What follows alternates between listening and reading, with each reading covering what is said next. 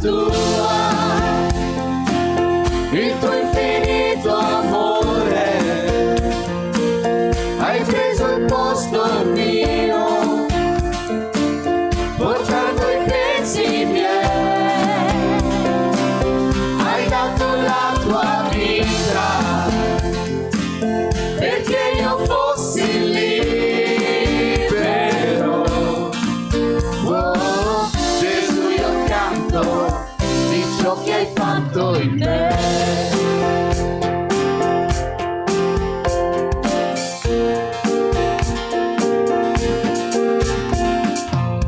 Chi spazza via la confusione, chi ci ha reso suoi figli e figlie, il Re di gloria, Gesù il Re dei Re, chi guida il mondo con la giustizia, il cui splendore è come il sole, il Re di gloria, Gesù il Re dei Re. Questa è la grazia tua, il tuo infinito amore, hai preso il posto mio, portato i pesi miei, hai dato la tua vita perché io fossi libero.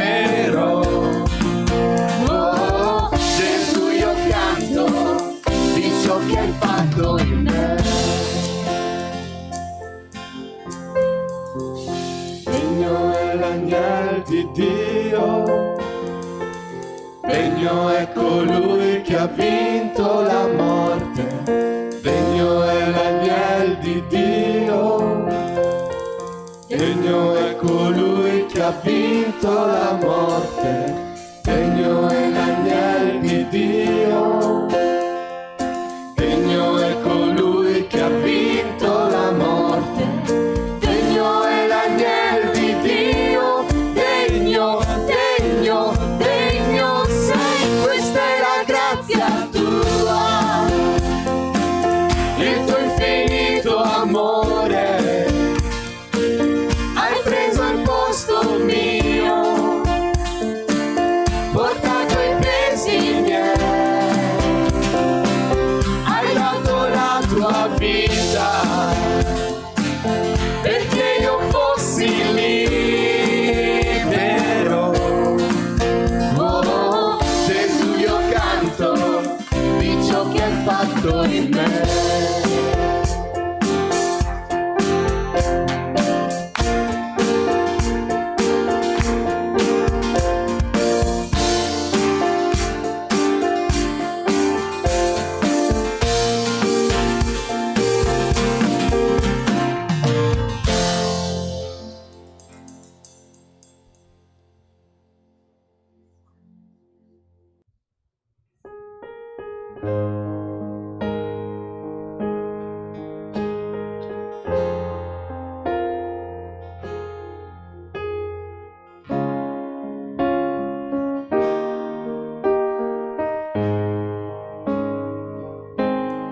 E se il mio spirito forza non ha, so che il tuo spirito lo rafforzerà. E se il mio occhio ha perso la luce, la tua presenza lo ravviverà. A volto scoperto io contemplo te, Gesù, come te io sarò, come uno specchio io guardo la gloria tua,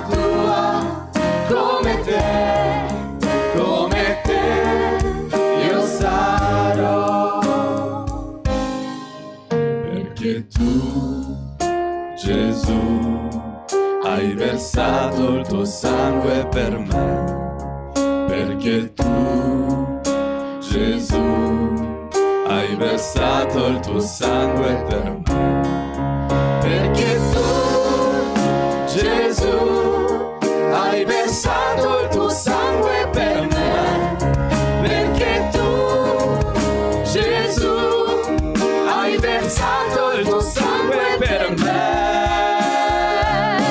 A volto scoperto io contemplo te, Gesù, come te, come te io sarò, come uno specchio io guardo la gloria tua, come te io sarò, come te io sarò, come te io sarò.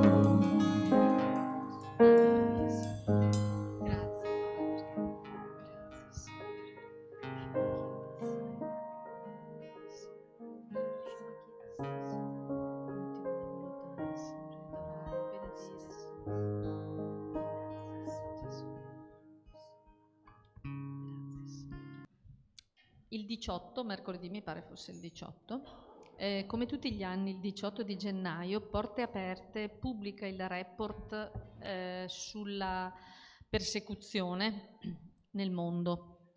Stila una classifica di 50 paesi, dal primo al 50°, in cima c'è dove c'è la maggior persecuzione, il 50° dove c'è la minor persecuzione, ma comunque 50 paesi dove esiste la persecuzione contro i cristiani per svariati motivi.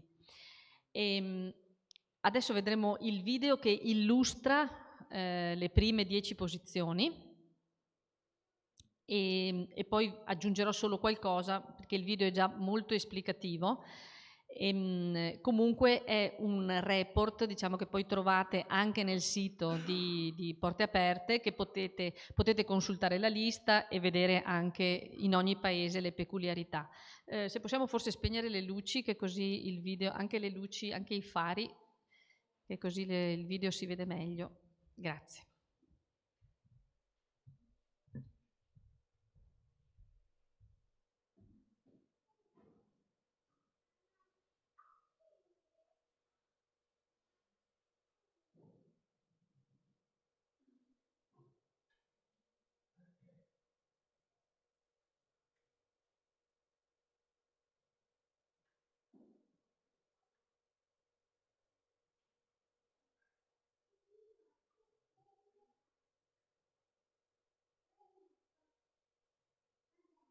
Milano Porte Aperte produce la World Watch List, la lista delle prime 50 nazioni in cui si perseguitano di più i cristiani al mondo.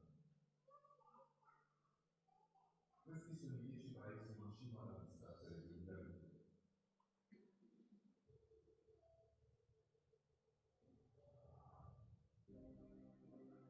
Decimo posto, Sudan. Il governo sudanese si è impegnato ad abbandonare le sue vecchie leggi repressive, ma le azioni non si sono mostrate all'altezza delle promesse. La persecuzione dei cristiani è aumentata dalla caduta del regime di al-Bashir. I cristiani che osano parlare apertamente della loro fede subiscono attacchi da parte degli estremisti islamici.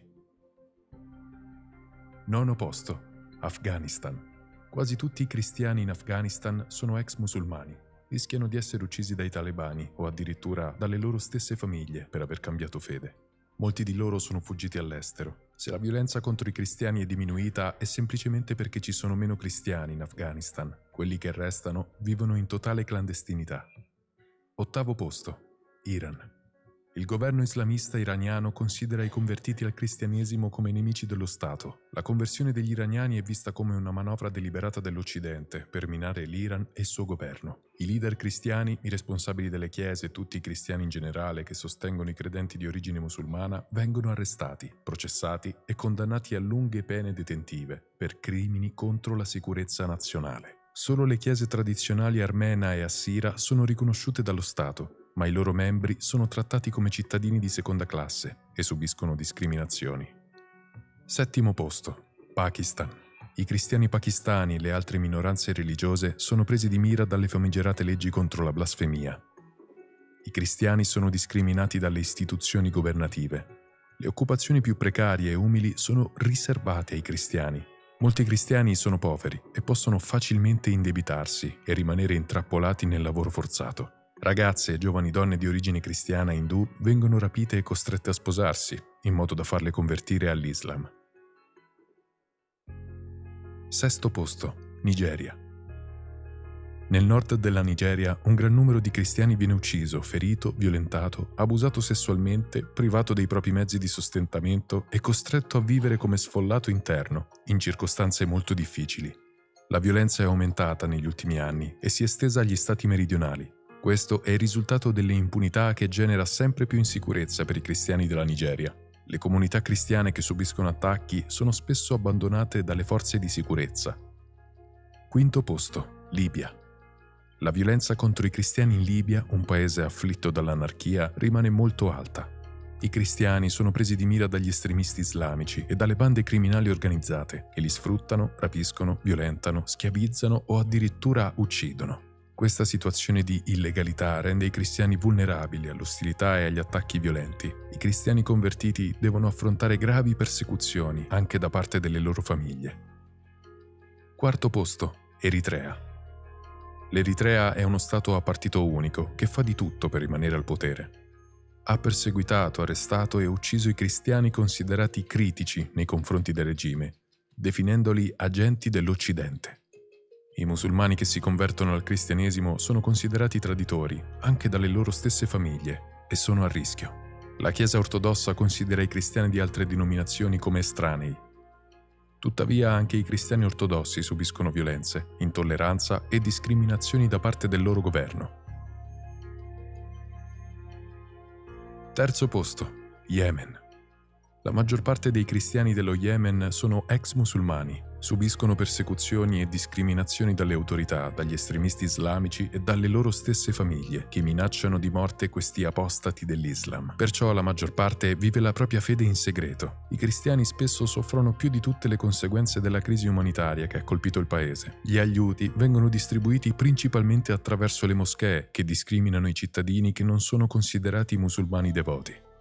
2° posto. Somalia. I cristiani vengono individuati e presi di mira dai combattenti islamisti di Al-Shabaab. Se scoperti, sono spesso uccisi sul posto. I musulmani che si convertono al cristianesimo sono considerati traditori della famiglia, del clan e in senso più ampio del popolo e della cultura somali. Il minimo sospetto che qualcuno abbia abbracciato la fede cristiana può mettere a rischio la sua vita.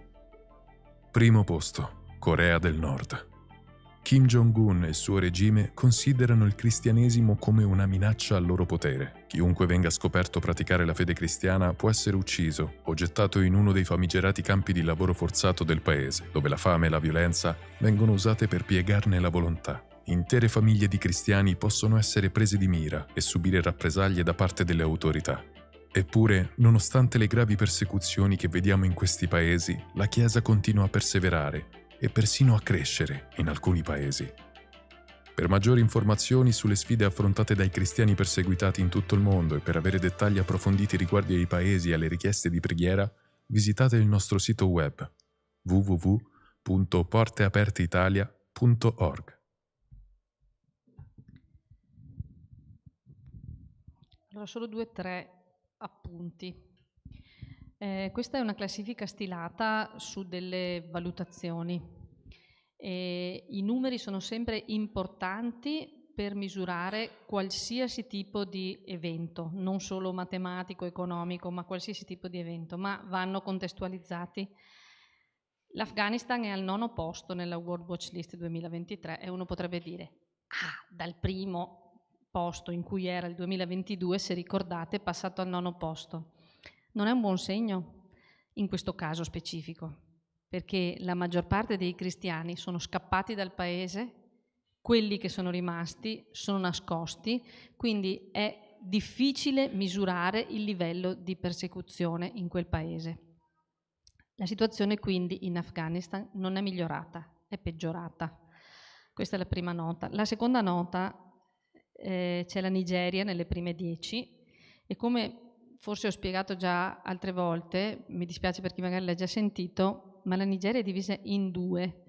La parte sud è cristiana fondamentalmente, c'è libertà, ci sono le chiese. Nella parte nord i pastori fulani si chiamano, sono un'etnia, sono proprio pastori, ma sono veramente estremisti e sono estremi contro i cristiani, quindi operano qualsiasi tipo di violenza, compreso svuotamento delle case, gli danno fuoco, violenza sulle donne, che naturalmente sui fragili, donne, bambini, cioè chi con la forza può essere intimidito.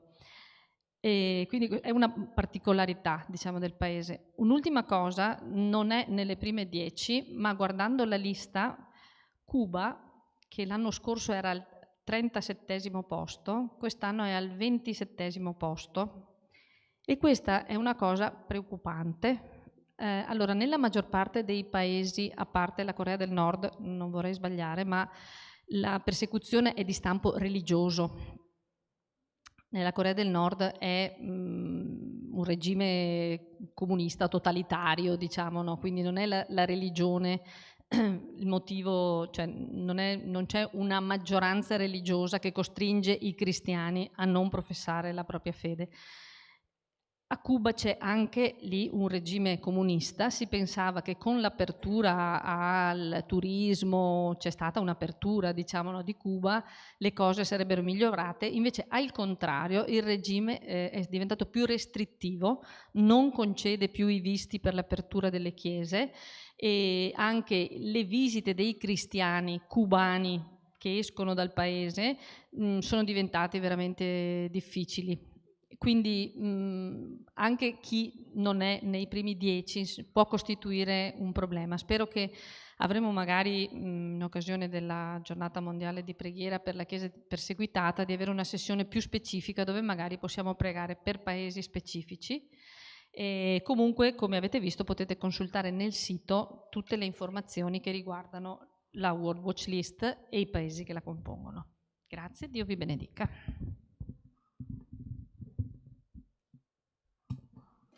Pace a voi, pace a tutti quanti voi.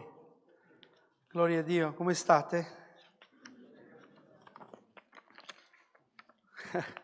Allora voglio dirvi questa mattina, in quest'ultimo periodo noi abbiamo assistito a diverse mortalità, diverse persone dello spettacolo, diverse persone dello sport e anche un papa è morto. Prima si diceva è morto il papa, invece adesso è morto un papa, perché un altro è ancora in vita, perché ne abbiamo due, o meglio adesso ne abbiamo uno, ma ne avevamo due, uno di merito, l'altro sempre di merito, ma non. E ognuno di loro ho potuto vedere nella loro morte, così succede un po' anche a tutte le persone, lasciano un testamento. E allora io mi sono domandato, mi sono chiesto, perché comunque è bello sentire, leggere un po', perché una persona poi alla fine dei suoi anni un po' dà un testamento, vuole lasciare un testamento, vuole lasciare qualcosa. C'è chi lascia come l'attrice che è morta in questi giorni, lascia milioni di euro. Però una guerra tra i figli, il moroso, un disastro. E litigano per prendersi questi soldi, chi deve avere, chi non deve avere. Ma per un cristiano nato di nuovo, qual è il testamento che a noi interessa di più? Allora lo sapete che Gesù ci ha lasciato un testamento. Gesù, il nostro Signore, il nostro Salvatore, ha lasciato un testamento.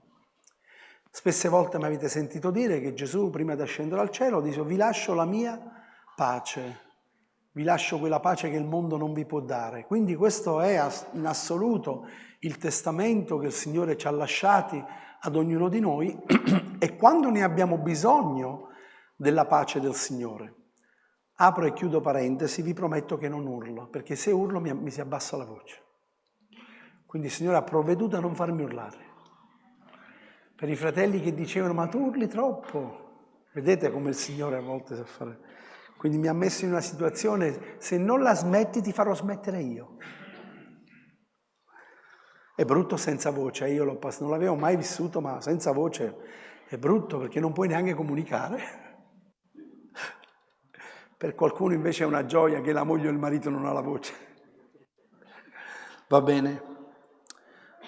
Andiamo alla parola di Dio. Questa mattina voglio fare leggere di più, voglio introdurre di più il messaggio su ciò che il Signore ci ha lasciati.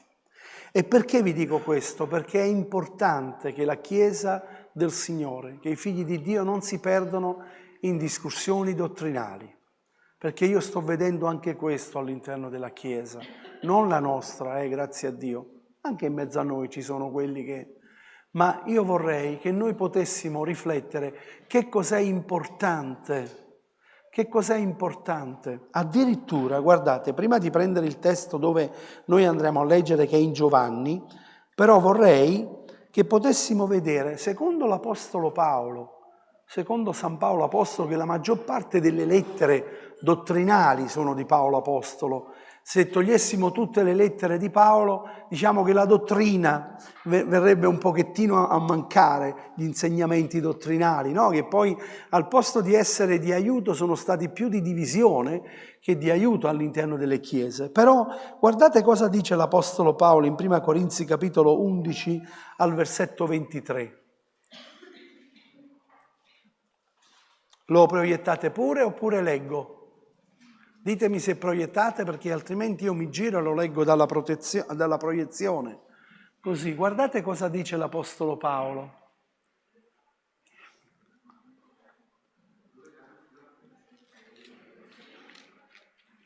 Scusatemi.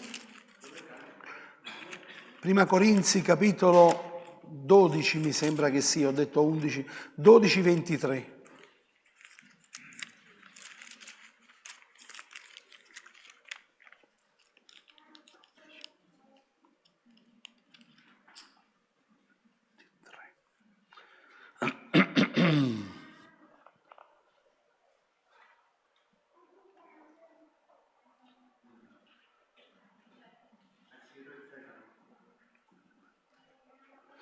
Scusatemi, mettete 11:23, vediamo un attimo.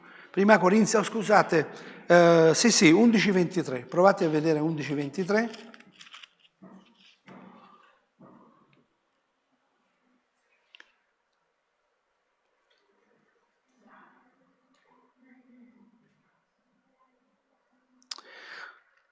Poiché io ho ricevuto dal Signore ciò che vi ho anche trasmesso, che il Signor Gesù nella notte in cui fu tradito prese il pane.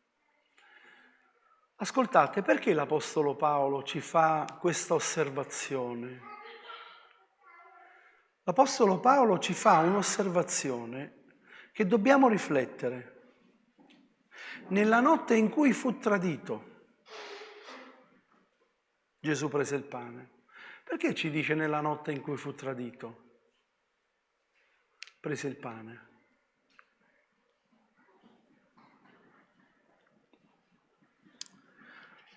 Tu inviteresti mai qualcuno a casa tua che ti ha tradito? Gli offriresti mai una cena a qualcuno che ti ha tradito? Gli prepareresti una cena a qualcuno che ti ha tradito? Non credo. Siete d'accordo con me? Gesù, nella notte in cui fu tradito, lui prese del pane e lo ruppe e lo diede ai suoi. Questa mattina io voglio parlarti in modo particolare. E se questo non c'è nella nostra vita, fratelli, non andiamo da nessuna parte. L'amore. L'amore è meraviglioso. Prima Corinzi 13:31 dice: ora vi mostrerò una via che è la via per eccellenza, una migliore di tutte.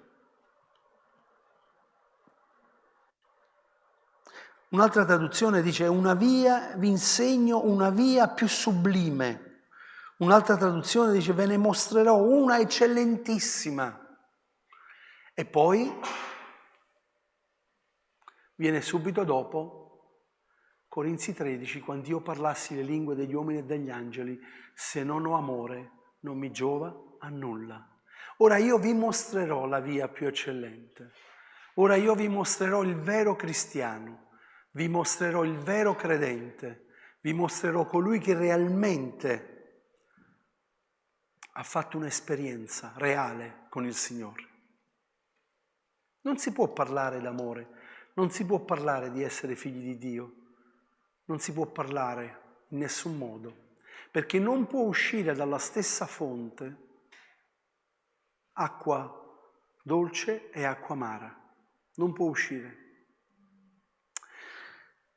E allora non importa di quanta conoscenza biblica io ho, non ha importanza di quanti studi biblici ho fatto, non ha importanza di quanta presenza abbia fatto nella Chiesa, da quanti anni conosco il Signore e quanto amore di Dio c'è nella mia vita.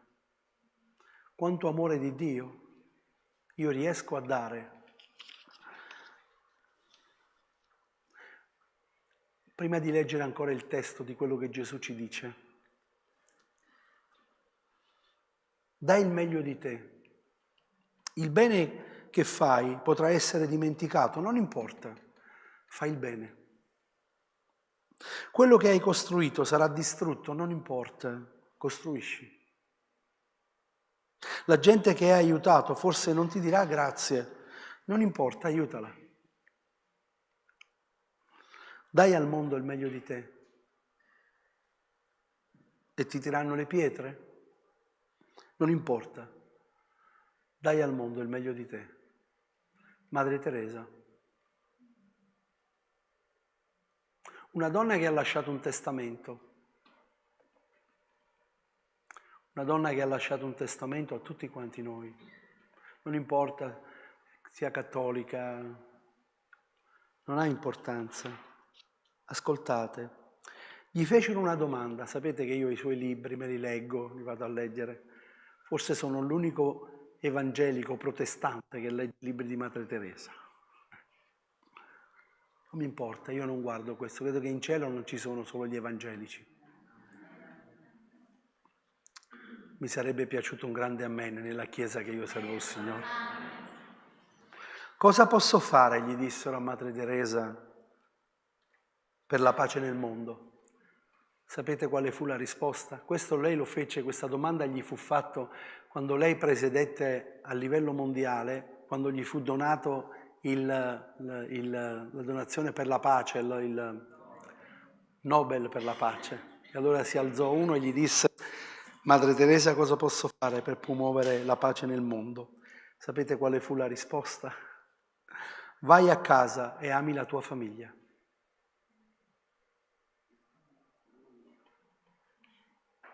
Cioè, inizia dalla tua casa.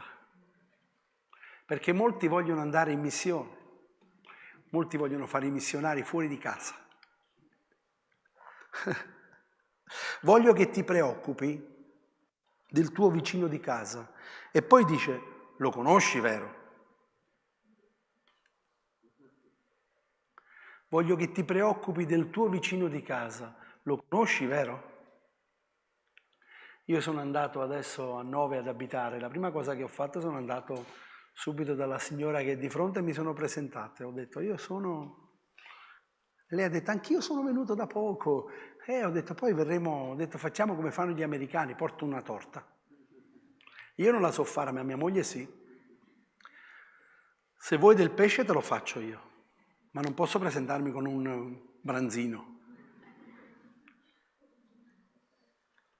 Non sono esattamente sicura di cosa sarà il paradiso, disse, ma so che quando moriremo e arriverà il momento in cui Dio ci giudicherà, non chiederà quante cose buone hai fatto nella vita, ma si rivolgerà a noi dicendo quanto amore hai messo in ciò che hai fatto. Non è quanto diamo, ma quanto amore mettiamo nel donare che importa davvero. Dio non ci chiede di fare chissà che cosa, ma ci chiede di fare quello che possiamo fare. E a volte quello che ci chiede di poter fare ci costa, ha un costo. Dire a qualcuno che ti ha offeso ti voglio bene, non importa. Dire al proprio compagno, alla propria compagna, al proprio papà, al proprio figlio, alla propria figlia. Questa mattina quello che ti sto per dire, perché lo sento nel...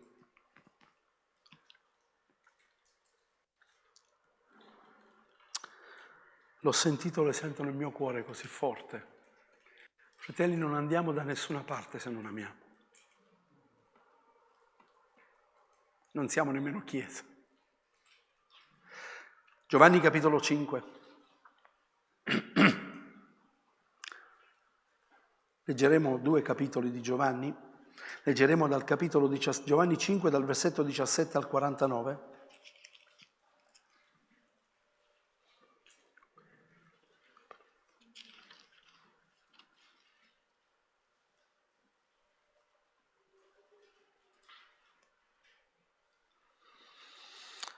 Gloria a Gesù. Scusatemi.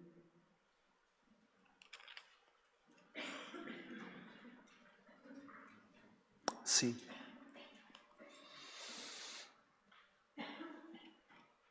Gesù rispose loro, il Padre mio opera fino ad ora e anch'io opero. Per questo i giudei più che mai cercano di ucciderlo, perché non soltanto violava il sabato, ma chiamava Dio suo Padre facendosi uguale a Dio. Gesù quindi rispose e disse loro, in verità vi dico che il figlio non può da se stesso fare alcuna cosa se non ciò che vede fare al Padre, perché le cose che il Padre fa, anche il figlio le fa ugualmente. Perché il Padre ama il figlio e gli mostra tutto quello che gli fa e gli mostrerà opere maggiori di questo affinché ne restiate meravigliati. Infatti come Padre risuscita i morti e li vivifica, così anche il Figlio vivifica chi vuole.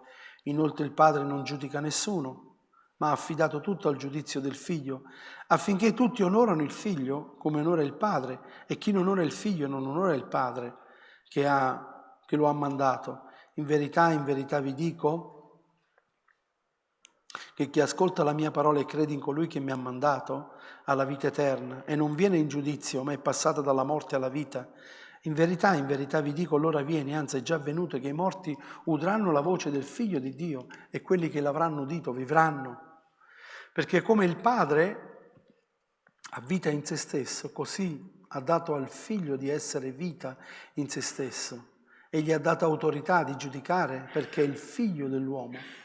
Non vi meravigliate di questo, perché l'ora viene in cui tutti quelli che sono nelle tombe udranno la voce e ne verranno fuori. Quelli hanno operato bene a resurrezione di vita e quelli che hanno operato male a resurrezione di giudizio. Fratelli, questo dovrebbe essere chiaro nella nostra vita. Non andiamo in cielo per opera, però quelli che hanno operato bene, di che cosa stiamo parlando? Stiamo parlando di coloro che hanno dato amore. Coloro che hanno dato amore. Gesù, quando quella donna che gli lavò i piedi, vi ricordate quale fu l'espressione di Gesù quando Simone disse si poteva dare a Pietro, Giuda disse si potevano prendere questi soldi, no? E vi ricordate Gesù cosa disse? Gesù disse questa donna ha tanto amato e tanto gli è stato perdonato. È una grande realtà. Perciò io ti dico in Luca 7,47, i suoi molti peccati le sono perdonati perché ha molto amato, ma colui a cui poco è perdonato è perché poco ama. Vedete com'è importante l'amore nella vita del credente. Ci dice Proverbi 10,12, l'odio provoca lite, ma l'amore copre moltitudini di peccati. Gesù disse, io vi do un nuovo comandamento, che vi amate gli uni gli altri, come io ho amato voi.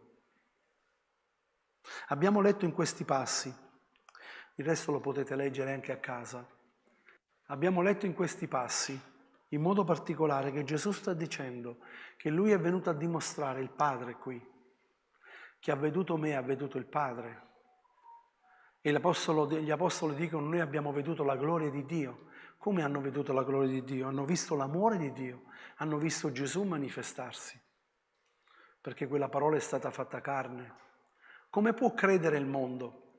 Il mondo non crederà, perdonatemi se io uso questo termine, noi lo usiamo spesso, ma lo usiamo per coloro che non conoscono il Signore. Ma come potrà credere? Crederanno perché i figli di Dio dimostrano l'amore di Dio. Perché lo disse Gesù, da questo conosceranno che siete miei discepoli, dall'amore che avete gli uni per gli altri, non dal giudizio che vi fate gli uni per gli altri. Se noi dovessimo giudicare, nessuno di noi uscirebbe da qui senza un giudizio, senza una condanna. Ma Dio non ci ha chiamato a giudicarci l'un l'altro. Dio ci ha chiamato a pregare gli uni per gli altri. Giovanni 13, 1, 18.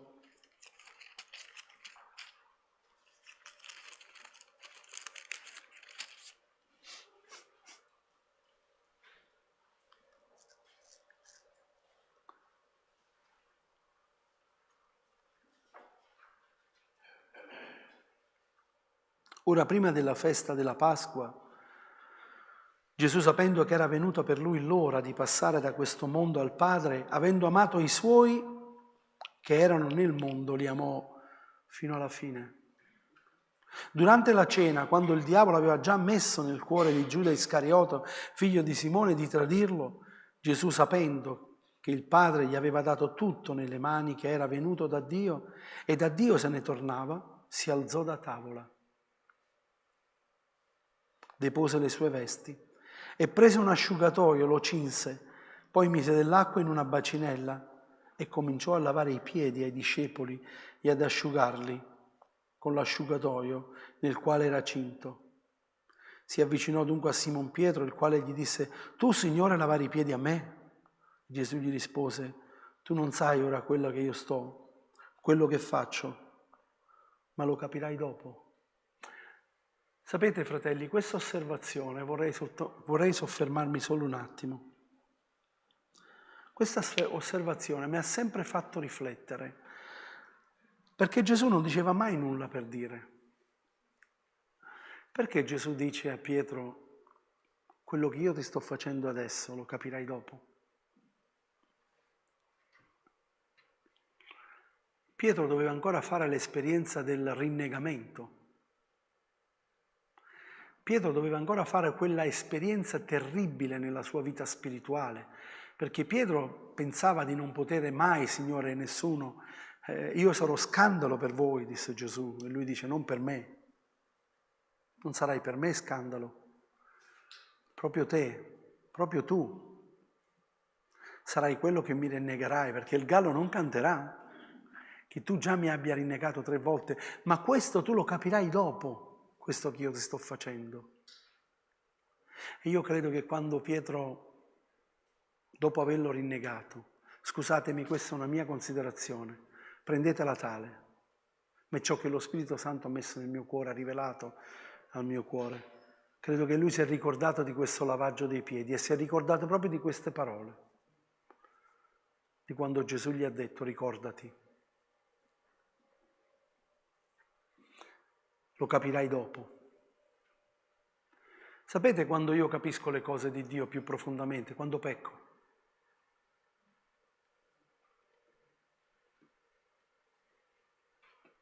quando sbaglio, quando faccio qualcosa che lo dispiaccio. Comprendo di più quello che la parola di Dio mi insegna. Altre volte mi entra di qua, mi esce di là. Ma certe volte il Signore mi fa soffermare. E sapete su cosa mi fa soffermare? Oramai ho 63 anni.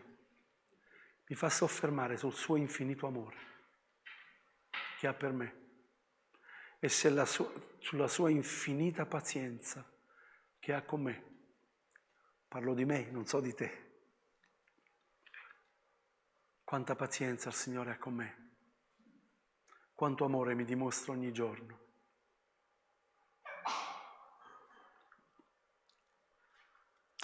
Perdonatemi, io sono facile piangere. Non abbiate altro debito con alcuno, se non d'amarvi gli altri. Parla di un debito. Una volta disse non morire indebitato. Io non voglio morire indebitato. Non voglio che nessuno venga al mio funerale e dicono ma lui predicava bene ma razzolava male. Noi lasciamo un'eredità. Noi lasciamo, ognuno di noi lascia un testamento su questa terra, scritto e non scritto. Il tuo testamento è quello che tu sei stato, è quello che io sono stato. Noi questa mattina ci accosteremo alla cena del Signore. Che cosa ci ricordiamo di Lui? Com'è stato Lui? Abbiamo cantato, non so se avete notato quello che abbiamo cantato. A volto scoperto io, perché come te io sarò. Lo abbiamo cantato? Sono come Gesù? Aglia. Quanto ancora il Signore deve lavorare nella mia vita.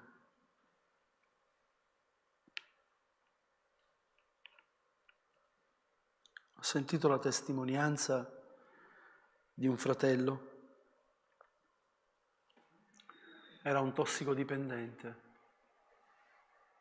La sua vita era finita. Pesava 38 kg. Non c'era più niente da fare. E lui ha raccontato: io ho incontrato Gesù e lui mi ha fatto una trasfusione di sangue. Queste sono state le sue parole. Mi ha fatto una trasfusione di sangue. Ha preso il mio sangue malato, infetto, e l'ha cambiato con il suo. E mi ha dato una vita nuova. Mi ha fatto un suo figliuolo. Il mio nome è scritto nel libro della vita. Come non posso dare la mia vita al Signore? E come non posso andare a raccontare ciò che Dio ha fatto in me e per me? Come non posso amare? Io ero morto e sono tornato in vita. Ma non una vita per questa vita, una vita per l'eternità. Una vita per l'eternità. Andiamo al versetto 8. Pietro gli disse: non mi laverai mai i piedi? Gesù rispose: se non ti lavo non hai parte alcuna con me. E Simon Pietro: Signore, non soltanto i piedi ma anche le mani e il capo. E Gesù gli disse: chi è lavato tutto non ha bisogno che di aver lavati i piedi, è tutto quanto puro. E voi siete pure, ma non tutti, perché sapeva chi era colui che lo tradiva. Per questo disse: non tutti siete puri. Quando tu vengo loro lavati i piedi ed ebbe ripreso le sue vesti, si mise di nuovo a tavola e disse loro: capite quello che vi ho fatto?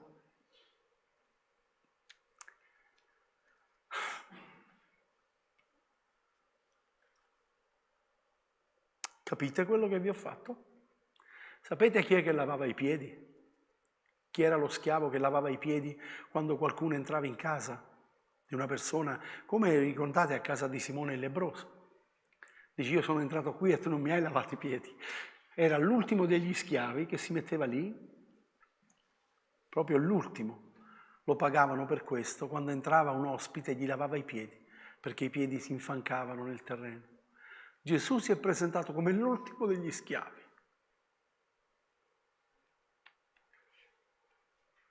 Si è cinto, si è inginocchiato e ha lavato i piedi. Voi mi chiamate maestro e Signore e dite bene, perché lo sono.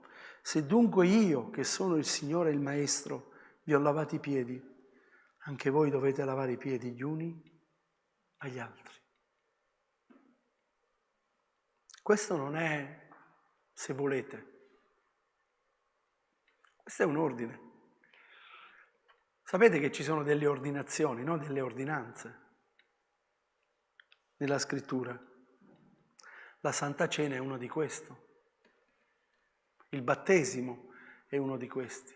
La Chiesa Cattolica ne ha fatte entrare tanti dentro. Ma Gesù sta dicendo, dovete farlo. Uno con l'altro. Dovete farlo. Se voi mi amate e io sono il Maestro e il Signore, dite bene, perché lo sono. Se dunque io, che sono il Signore e il Maestro, vi ho lavato i piedi, anche voi doveste lavare i piedi gli uni agli altri. Infatti vi ho dato un esempio affinché anche voi facciate come vi ho fatto io. In verità vi dico che il servo non è maggiore del Signore, né il messaggero è il maggiore di colui che lo ha mandato. Se sapete fare queste cose, siete beati e non si ferma qui. Se sapete fare queste cose, siete beati e si potrebbe fermare lì, se li fate.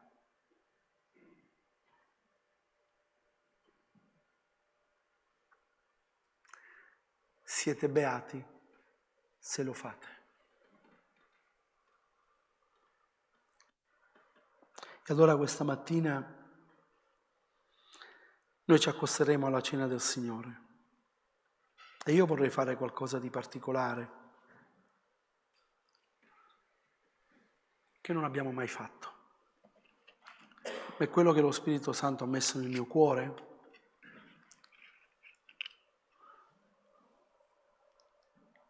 Non possiamo accostarci alla cena del Signore se abbiamo delle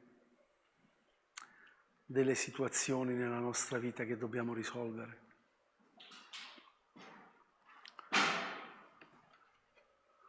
Perché Gesù questo l'ha fatto prima di poi spezzare il pane, rompere, dare ai suoi, gli ha lavato i piedi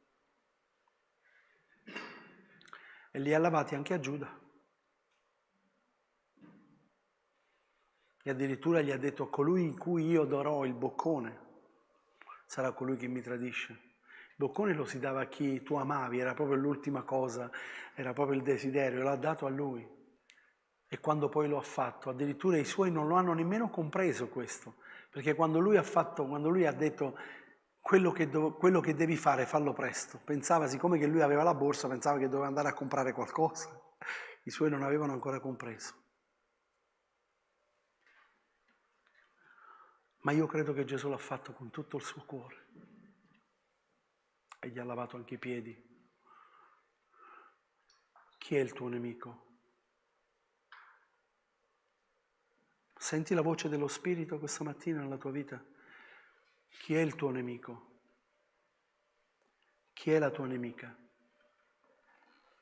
Chi è colei o colui che sta rovinando il tuo rapporto spirituale?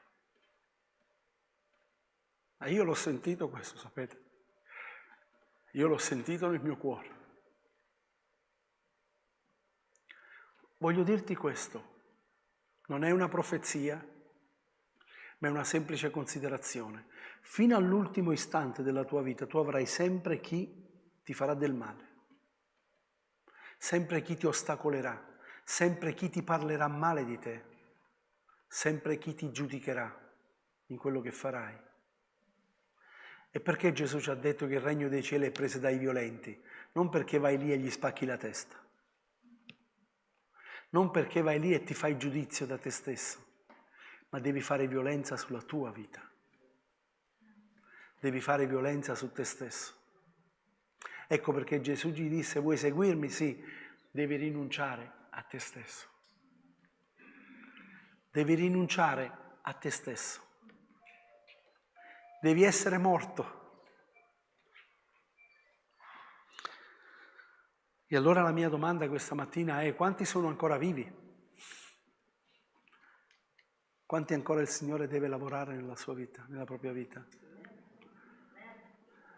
Non hai pace nel tuo cuore, non hai serenità, e questo deriva da qualcosa, perché c'è quella malattia, c'è quella infermità nella tua vita che è il non amare. Questo voi non immaginate quanto causa del dolore nella nostra vita fisica e soprattutto spirituale.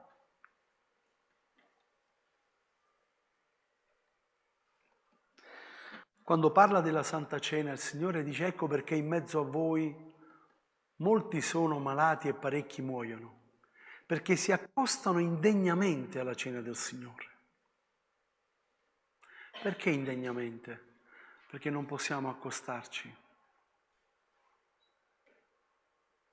Se c'è nel nostro cuore rancore, se c'è nel nostro cuore, non possiamo prenderla con molta disinvoltura, la cena del Signore.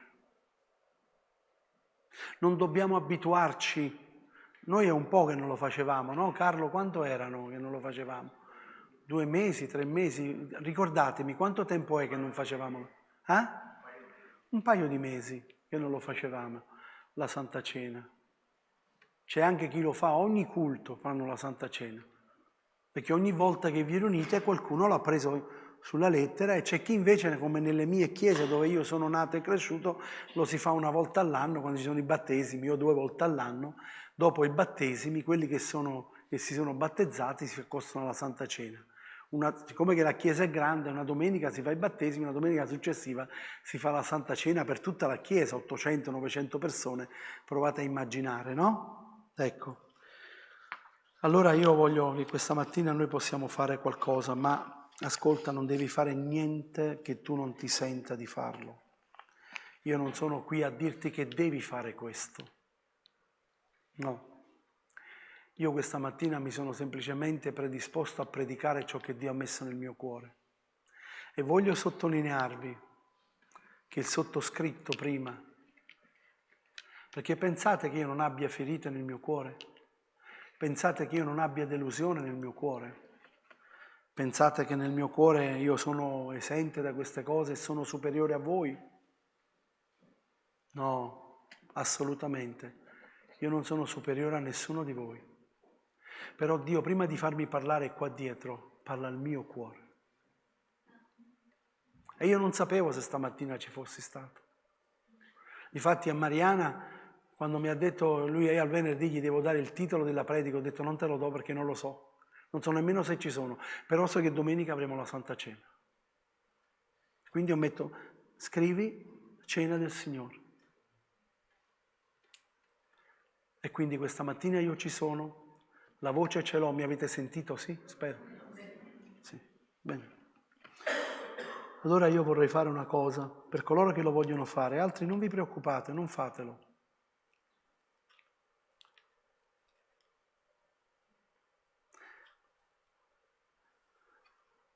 Perché anche il fatto di dire, io vado da un fratello, vado da una sorella, guardate, questa mattina io vorrei andare un po' più in profondità, perché non ci dobbiamo abituare sulle cose. Quindi andare da un fratello, una sorella e dire pace, quando pace non c'è nel mio cuore, non va bene. Perché abbiamo detto che il Signore, io vengo davanti a te senza maschera. Pensate che il Signore non ci vede quando ci diamo pace? Nel mondo evangelico, in modo particolare pentecostale, si saluta con la pace, pace, pace, pace. Mi è diventata un'abitudine. un intercalare. Pace, pace, pace. Entri, pace, pace, pace. Ma non c'è pace, magari proprio con la persona che tu hai detto pace. E questo non si fa nella Chiesa del Signore. E allora, prima di accostarci alla Santa Cena, ci abbracciamo e ci salutiamo nella pace del Signore. Se qui c'è il tuo peggior nemico, mi auguro di no, abbraccialo, ma aspettiti di ricevere una benedizione dal cielo. Sapete che cos'è più bello per un papà? Quanti sono genitori? Cos'è più bello di un papà? Vedere i figli che sono in armonia.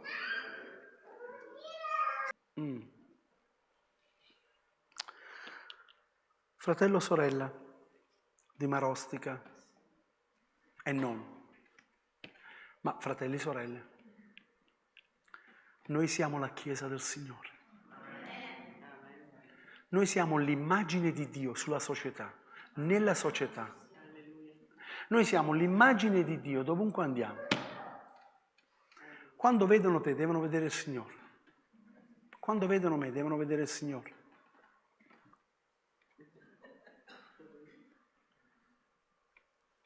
Allora la prima cosa che facciamo, ci alzeremo prima di accostarci alla Santa Cena e ci abbracciamo l'un l'altro e ci diciamo: ti voglio bene, ti amo nell'amore del Signore. Facciamo, presto. Abbiamo potuto abbracciare chi c'è, ma non abbiamo potuto abbracciare chi non c'è. Però quanti sanno che lo possiamo fare nello Spirito? Allora, rimani seduto, rimani seduta. Io dirò, coloro che hanno da perdonare qualcuno, non ti dico devi essere perdonato, ma hanno da perdonare qualcuno. Allora ti alzi in piedi, chiudi i tuoi occhi. Se tu sei qui e lui non c'è o lei non c'è, o c'è una situazione difficile che solo tu sai e che il Signore deve darti la forza affinché tu possa perdonare, ma di un perdono vero, e che tu lo possa chiamare questa persona e possa dire semplicemente: voglio dirti che questa mattina il Signore mi ha detto di perdonarti. Chiudiamo i nostri occhi. Lasciamo che lo Spirito Santo compi l'opera. Se tu sei fra questi, desidero che ti alzi in piedi affinché il Signore possa vederti. Non abbiamo bisogno di vederti noi, non hai bisogno di nascondere nulla, ma devi essere sincero davanti a Dio. Allora ti alzi in piedi e chiedi al Signore: Signore, aiutami, perché il perdono lo si ottiene per dono di Dio, è un dono che Dio deve darti.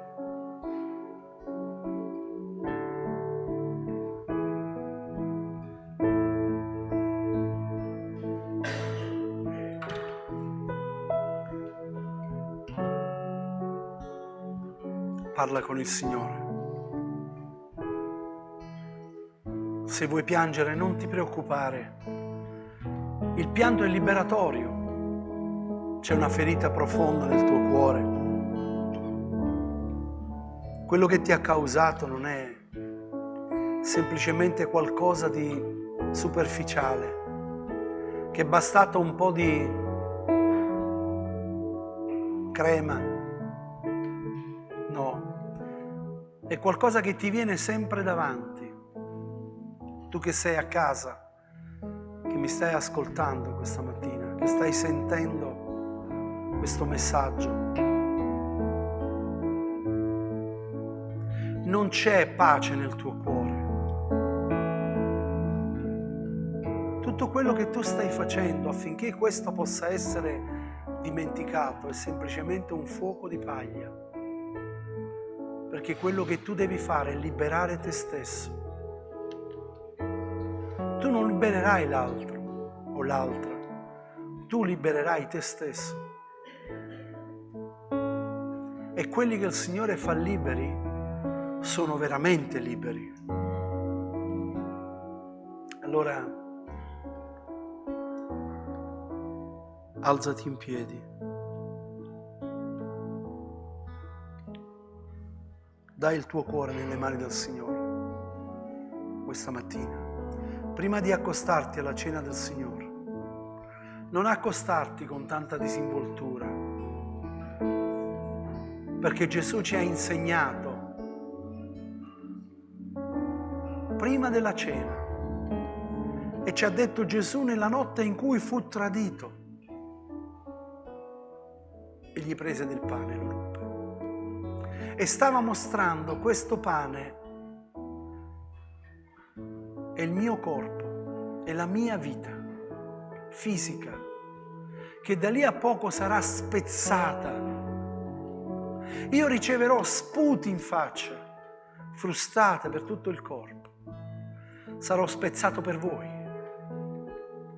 affinché abbiate vita e vita ad esuberanza. Il mio sangue sarà versato, ma quel sangue vi servirà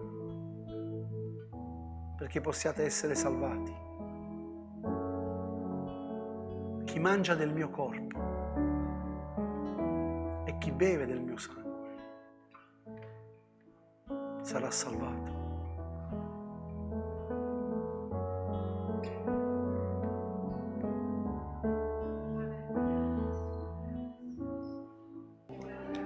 Possiamo inchinare il nostro capo. Signore, noi ti ringraziamo per il culto di questa mattina. Ti ringraziamo per il tuo Santo Spirito. Grazie, Signore, per come tu hai parlato al nostro cuore. Signore, noi vogliamo essere una chiesa che piace a te. Signore, non vogliamo essere né religiosi, non vogliamo essere una chiesa dove predica anche una sana dottrina, ma poi non lo vive. No, Signore. Noi vogliamo essere una chiesa che sia d'esempio. Signore, oggi più che mai noi sentiamo il bisogno delle persone che hanno il bisogno di toccare l'amore tuo con mano. Signore, grazie per ogni attività in questa chiesa, grazie anche perché ieri si è costituito di nuovo, Signore, anche la Finestra del Sole. Per quanti hanno preso in mano, Signore, questa iniziativa, quest'opera per portarla avanti. Signore, io ti prego che questa Chiesa possa essere abbondante dei tuoi doni, dei tuoi ministeri. Signore, ti prego, suscita pastori, dottori, evangelisti, secondo il tuo cuore, Signore. Fa che noi possiamo essere una Chiesa che piace a te. E benedici, Signore, il popolo intorno a noi. Te lo chiediamo nel nome di Gesù. Amen. Amen. Dio vi benedica. Buona domenica.